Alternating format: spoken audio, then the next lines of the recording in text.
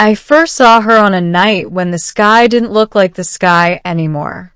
The stars over Outpost K-9 flickered with an odd blue shimmer, like someone had taken a cosmic brush and smeared them with neon paint. The scientists said it was a harmless atmospheric anomaly. I didn't believe them. Nothing was harmless on this side of the Andromedan frontier. I was patrolling the eastern ridge, trudging through the violet dust that clung to my boots like static. My comm device was glitching again, playing faint whispers instead of the security channel. The ridge had always felt unsettling at night, but tonight it felt occupied. That's when I saw her. A silhouette, thin, graceful, unmoving, standing on the far side of the rock formation. Most settlers avoided that area. Strange energies pulsed from the rocks, forming flickers of light like trapped fireflies. She wasn't afraid. She stood inside the glow. "Who's there?" I called. She slowly turned her head. Even from a distance, her eyes glowed faint silver, reflecting the light of the shimmering rocks. Her posture was calm, almost welcoming. "You don't belong here," I said, pulling my scanner. She smiled. "I could say the same to you, human." Her voice echoed softly, layered, like two tones speaking in harmony. I froze. In all my months on this planet, I'd never encountered a native being out in the open. The locals, what few rumors existed, were said to be elusive, nearly mythic. She stepped forward, hands raised peacefully. "I am Alira," she said, "and I've been watching you." That should have terrified me. It didn't. Something about her felt oddly familiar, as though I'd been expecting this moment without knowing why. "What do you want?" I asked cautiously. Instead of answering, she extended a hand. "Come with me. It isn't safe here anymore." Her voice was smooth and serene, but her eyes flashed with urgency. I hesitated for only a moment before following her into the glowing rock field. The mysterious invitation. The deeper we went, the more surreal everything became. The rocks hummed softly under our footsteps. Strands of light flickered between formations like electric threads. The air felt charged, as if reality itself was thinner here. "You shouldn't be wandering in these parts," Alira said softly. "The veil is weakening." "The veil?" "The barrier between your world and mine." Her words hit me like a cold wind. "So, you're not human." She chuckled, the sound melodic. "Not by your definition." We emerged into a clearing surrounded by crystalline spires. Alira approached one and placed her palm on its surface. The crystal pulsed, then split open silently, revealing a narrow passage descending underground. She turned to me. "Come inside. There is something you must see." Her voice wasn't commanding, just certain, like she knew I'd follow regardless. And she was right. As soon as I stepped inside, the passage sealed behind us, plunging us into soft, glowing light. The walls were smooth and warm, alive with gentle pulses that responded to our presence. "This feels biological," I muttered. "It is," she said with a faint smile. "My home is not constructed, it grows." We descended deeper until the tunnel opened into a vast chamber. Bioluminescent vines hung from the ceiling like star-filled curtains. Pools of shimmering liquid collected in natural basins, glowing with swirling patterns. At the center of the chamber was a circular platform. "My sanctuary," Alira said quietly. "The last one of its kind." I turned in awe. Why bring me here? Her glowing eyes softened. Because I need you to understand who I am before it's too late. Her true nature begins to reveal itself. Alira approached the central platform and stepped onto it. The vines above lowered as if responding to her presence, gently drifting toward her. She closed her eyes. Light swirled around her. At first, I thought it was just bioluminescence. Then I realized the light was coming from her skin glowing brighter, shifting colors like a nebula in motion. Her humanoid shape began dissolving at the edges, form loosening into flowing energy. Alira? I stepped forward instinctively. Her voice echoed, softer now, resonating like an echo inside my skull. Do not fear. Her body stretched upward, ethereal, almost liquid. What had been limbs now flowed like tendrils of shimmering stardust.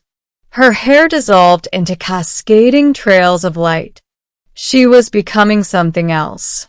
Something vast and cosmic. And impossibly beautiful. This is my true form, she whispered. A Lemivian. A guardian species of the veil. I swallowed hard. Why show me this? She descended back to the platform, her form condensing again, stabilizing into the humanoid shape I first met. She looked exhausted, because the veil is fading, and your people are unknowingly accelerating its collapse. If it shatters completely, both our worlds will blend, with catastrophic consequences. I stepped closer. What can we do? Her gaze held mine, serious, searching. We must restore it, and I cannot do it alone. The approaching danger. A low rumble echoed through the chamber. Alira stiffened. They're here. Who? The Riftborn. The word alone made the air colder. She faced me. When the veil weakens, creatures from the dark layers slip through. They are attracted to energy, especially mine.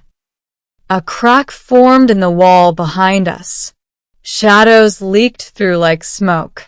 Alira snapped her hand upward, and the vines lit up, forming a protective barrier. We don't have much time. What do you need me to do? I asked. She looked at me with a mixture of hope and fear. Trust me. She extended her hands. The shadows shrieked behind us, clawing at the barrier. I grabbed her hands. A surge of warmth rushed through me. Powerful, luminous, overwhelming. My vision blurred into streaks of light. Your presence grounds my energy, she said, voice distant. Together, we can reinforce the veil. Alone, I would burn out.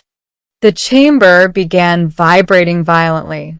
Rift-born claws tore deeper cracks into the walls. Alira's body glowed brighter, radiating intense energy. I felt as though her pulse had merged with mine, sinking us into a single rhythm. Hold on, she cried. Light exploded outward from her chest, flowing through me like a tidal wave. For a moment, I felt connected to everything. The rocks, the light, the air, the universe. The chamber shook so violently, I thought it would collapse. Then, silence. The cracks sealed shut. The shadows evaporated. The barrier dimmed. We collapsed to the floor together. The truth about her mission. When I opened my eyes, Alira was kneeling beside me. Her glow had dimmed, and her face looked fragile in the soft light. You did it, I whispered. No, she corrected. We did. She helped me sit up. The veil is stable for now, but it will weaken again. You saved us, I said. She looked down, hands trembling slightly. I may not survive the next collapse, she admitted quietly. Lemivians are fading. I am one of the last. A heavy weight settled in my chest. You're alone, I said softly. Her voice trembled. Until now. She reached out and lightly touched my cheek. Her hand was warm, warmer than before, pulsing with a faint shimmer. You are different from the others, she said. You listen. You feel. That is why I invited you here. I held her gaze. I'm not leaving you. Her eyes widened, glowing brighter. You would stay? If this world needs me, if you need me, then yes. Her breath caught slightly, as though my words struck something deep within her. Then she smiled, gently, radiantly. You do not realize what you're promising, she whispered. Then show me. The Yendi, but a beginning for them, Illyra, led me out of the sanctuary after the chamber recovered its stability. We stood beneath the shimmering night sky. The veil's restored energy made the stars brighter, fuller, almost alive. She turned to me, her silver eyes reflecting the cosmic glow. There will come a time soon, she said softly, when the veil will rupture again. When it does, I will need you, not as an observer. Then as what? She stepped closer, placing her hand over my heart. The touch sent a warm pulse through my body. As my anchor, she whispered, as the bridge between our worlds. I swallowed. And what will you be? She leaned in until our foreheads touched. Your guide. A streak of luminescent energy rippled across the sky above us, shimmering like a falling star. I took her hand. Illyra, whatever happens next time with you. She closed her eyes, relief flooding her expression. Then hope remains. The wind carried a faint hum, like the distant heartbeat of the planet itself. As we stood beneath the restored sky, I realized something profound. She hadn't just revealed her true nature. She had revealed mine. And this was only the beginning.